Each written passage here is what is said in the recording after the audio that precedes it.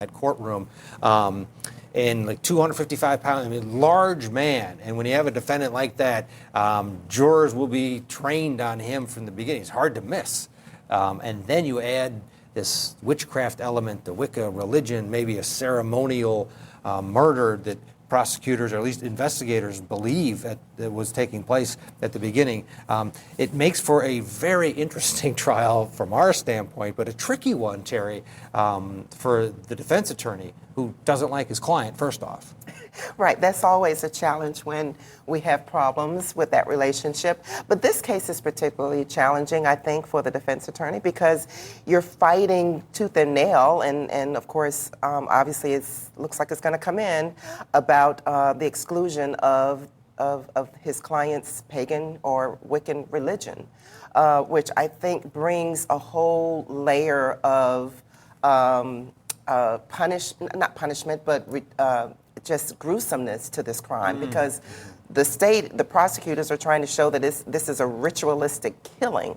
So now we have this whole layer of intentional, sadistic, ritualistic murders of his entire family, which is problematic. Yeah, and Saraliene, the creep factor is off the charts. You know, if you're a juror getting the information, day one in an opening, and then look over there and see this dude sitting at the defense table, it's difficult to get over that. The initial reaction is like, oh my gosh, he did what? Right, a Ouija board. Right. I think there's always that problem when the jury comes in and they see the defendant at defense table and the defense counsel, and some jurors are going to no matter what the crime. They're going to assume he did it because he's sitting there in front of them, and they think if he was not guilty, he wouldn't be sitting here. So you always have that burden to overcome as a defense attorney. It may be particularly difficult with the facts of this case. Right. Brad, a triple murder and potential witchcraft involved. How do you, as the defense attorney, if you were representing this defendant, get over that in your opening? How do you get jurors to clear their minds? I think you first start by showing it just doesn't make sense. I think a jury wants to believe that there was a reason and that it makes sense. So here we have the prosecutor saying really two things. First, they're saying it was because he wasn't in the will. So that means he was angry and he wanted to get all the money for himself. Then they're saying it was witchcraft, so he waited to the blue moon to actually kill them. And I think as a defense attorney, you say, well, which one is it? How could it be both? That doesn't make sense. If you're killing for the money, you kill. If you're waiting for a date, then you kill on that date. But you don't have both. And Terry, it's a good point. He found out about the will, or he was written out of the will, years ago. It wasn't an initial, I've been march over there and kill everybody because he's mad. Exactly. It has to be a financial motive that is revenge best served cold, I guess, is the theory from the prosecution here. Yes, and I think jurors like and they need to hear something that makes sense, it's clear, not all these added ingredients. And yes, he was aware of being excluded from the will, but even after he knew that, he still frequented his mother's home and they ate.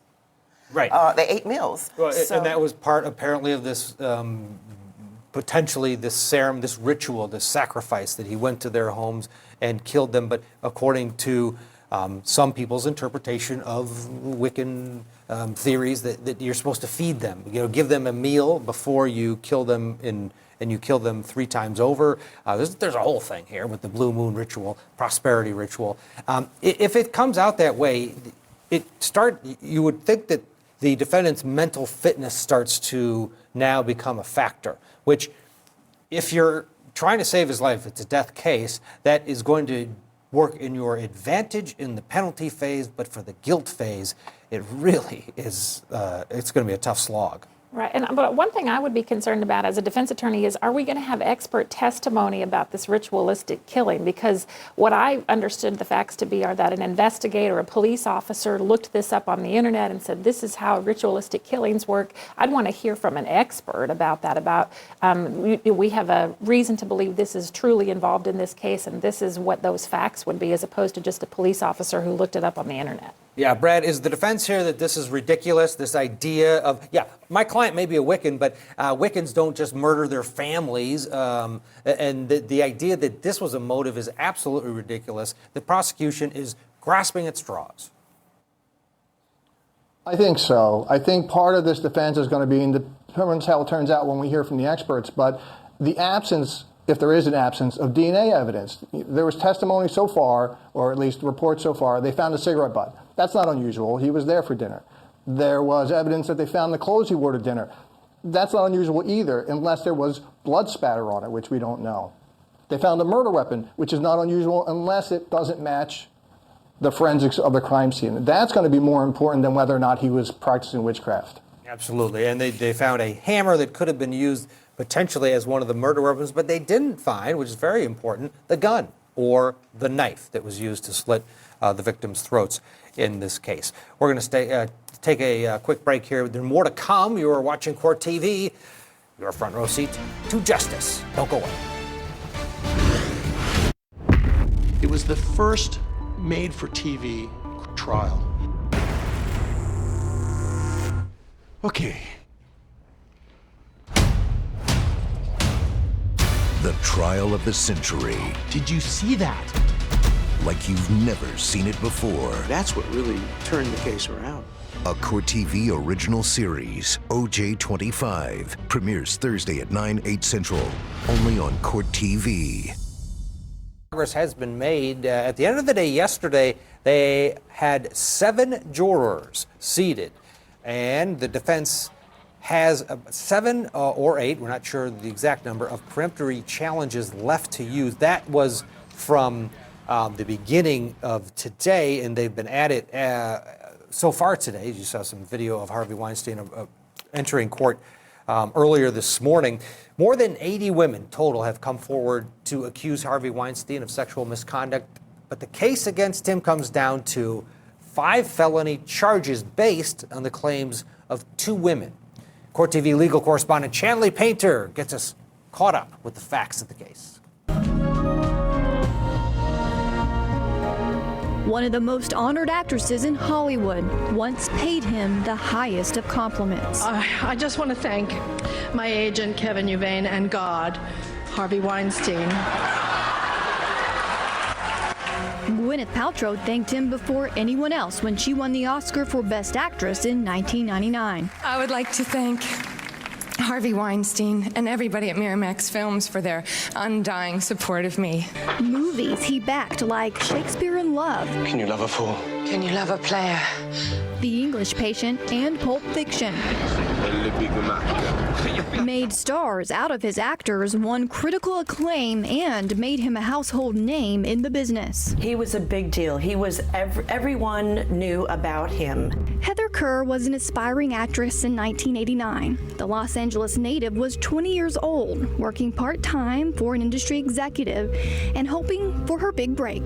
There was a buzz around Harvey, and he was on the rise, and everybody knew it. He was the guy to meet. He was the guy to get close to, and everybody wanted to be attached to him. Most of the time, all she got to do was pass Weinstein's calls to her boss, except one day he invited her to meet him.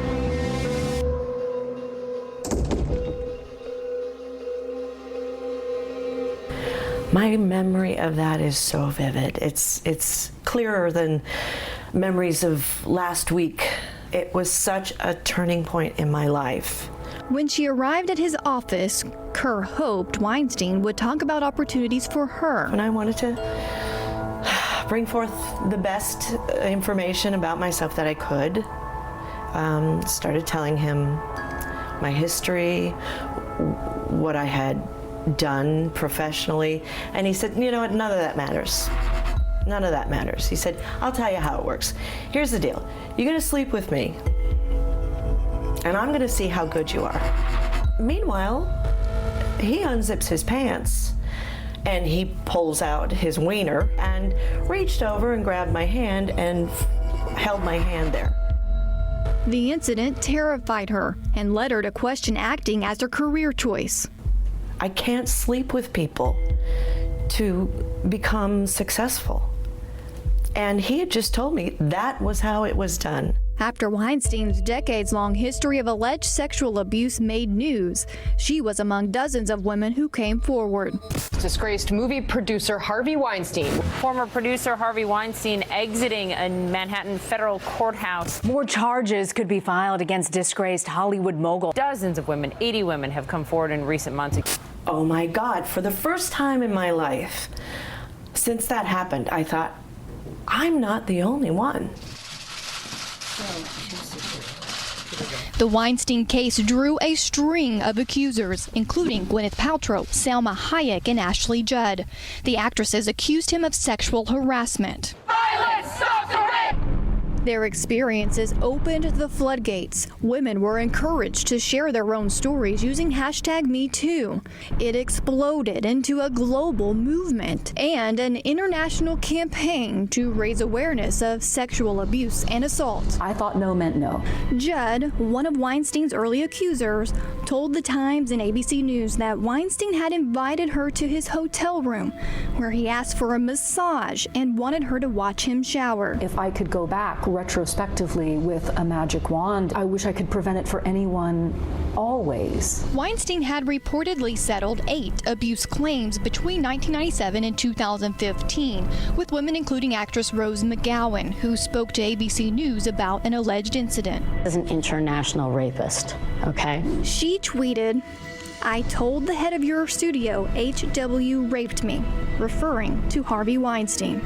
He thinks he's done nothing wrong. She and Judd are pursuing legal action against the disgraced movie producer, but they will not be a part of his upcoming criminal case. This is not a trial about the history of Harvey Weinstein or the history of the allegations against him. New York prosecutors have charged Weinstein with 2 counts of predatory sexual assault, 1 count of criminal sexual act, and 2 counts of rape involving 2 women dating back to 2013 and 2006. Weinstein has pleaded not guilty. Through his lawyers, he denies any criminal wrongdoing and that any sexual acts were consensual. I think that there's credibility issues in regard to the entire case, frankly. What are you talking about? I didn't want to hurt your feelings. No.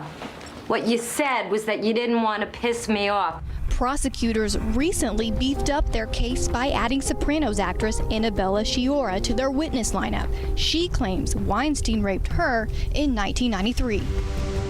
But her testimony isn't as worrisome to his lawyers as the media storm that has followed Weinstein at every step. For this particular case, you need a juror who is willing essentially to be brave enough to be fair. Can we get jurors who walk into court and say, if I don't think Mr. Weinstein's guilty, can I say not guilty? Jury selection continues. Opening statement scheduled for next Wednesday.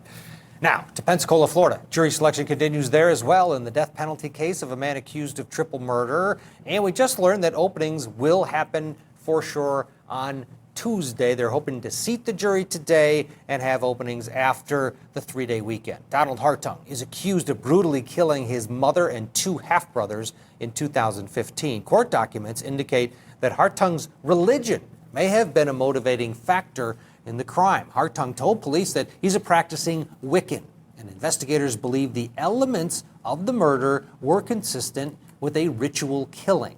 Each victim suffered a stab wound to the neck and found buried beneath a pile of clothes. 77-year-old Von Seal Smith and her son John also suffered blunt force trauma to the head. The third victim, Richard Smith, was also shot in the head. Von Seal Smith's estate attorney later confirmed to police that she excluded her eldest son, Donald, from her will, leading prosecutors to believe that there may also be a financial motive here for these murders. Jury selection in this case taking a while, the entire week, because it is a death penalty case. Jurors have been asked about their knowledge of the death penalty, their feelings about the death penalty, and their knowledge of Wicca. What do they know about it? What do they think about the idea of Wicca as a religion pertaining to this case? In studio with me all morning long has been a criminal defense attorney, Saraliene Smith, and Terry is also with me still in New York. Our trial attorney. We also have trial attorney Brad Micklin. And Brad, I want to go to you first. This trial, to you, what stands out? This was huge news in Pensacola, Florida, when it happened, because it was, oh my gosh, witchcraft is part of this trial. How much of that do you want to, if you're the defense, tone down, and how much of it are you looking, during this jury selection process, how concerned are you? Because if you were tainted early on, you were a resident of this community 4 years ago when this came out, that had to be very prejudicial. If I went home watching this news, you're thinking, oh my goodness, I can't believe this story. Is that one of the threads that you're most concerned of here during this jury selection process? I don't know if you're so concerned during jury selection. I mean, when jury selection, you're more concerned with objectivity and that they're opposed in some way, hopefully, to the death penalty. But when it comes to trial, you definitely want to try to downplay this, because the words like witchcraft and Ouija boards automatically bring up negative, scary images for people. And if that's going to be a major theme in the case, you really want to be able to play that down or negate that somehow. And Terry Thompson, how do you negate that? Well, you know, in a death penalty case, things are different. You know, we always hear the phrase, the mantra, death is different. So there may be a way that you would weave it into your mitigation and actually start to use that theme early on, so that the jury is hearing it, they're starting to think about it and contemplate it. And when I say weave it in as mitigation, you might use it to show that he's mentally ill, or that he has some type of mental or emotional defect that would at least explain why these crimes occurred, or why he participated in these crimes. Yeah, because it's not a case where he is a member of a cult or an organization that is leading him. He apparently is basically kind of running rogue, you know, that he's practicing this, but there's nowhere in the Wicca religion where you're supposed to kill people or, you know, make these human sacrifices. So do you think that this is an opportunity and should be embraced right away, not embraced, but dealt with right away for the defense? I do. I think that the defense needs to get out early that this is a red herring, that they're trying to inflame the passions of the jury, and see if you can just move the jury away from that and make sure that they understand they really have to be listening to the facts of the case and not all the hyperbole, and really focus on what the evidence is, even when they hear this sensational testimony. Yeah, and you see the defendant there this morning. This was earlier, just a few minutes ago, in court this morning when they were hammering out the scheduling in the case. And again, the scheduling is going to be day off on Monday. Jury will be picked today, and then there's the MLK holiday Monday, so Tuesday morning, all the parties will be back with the jury seated, and that is when the jury will hear opening statements in the case down in Pensacola, Florida. All right.